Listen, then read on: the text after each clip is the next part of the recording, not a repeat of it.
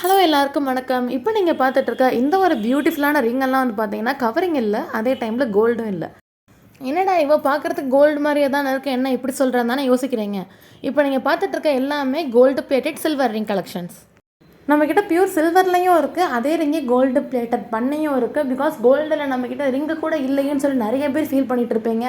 So அவங்களுக்கெல்லாம் இது ஒரு சூப்பரான ஆப்பர்ச்சுனிட்டி. ஸோ அழகாக நீங்கள் வாங்கி போட்டுக்கலாம். பட் டெய்லி யூஸ் பண்ண முடியாத ஃபங்க்ஷன் வியர் தாராளமாக யூஸ் பண்ணலாம். ஒரு சில பேருக்கு ரொம்பவே சிம்பிளாக மெல்லிஸாக இருக்கணும்னு எதிர்பார்ப்பாங்க, ஒரு சில பேர் நல்லா பார்வையாக இருக்கணும்னு எதிர்பார்ப்பாங்க.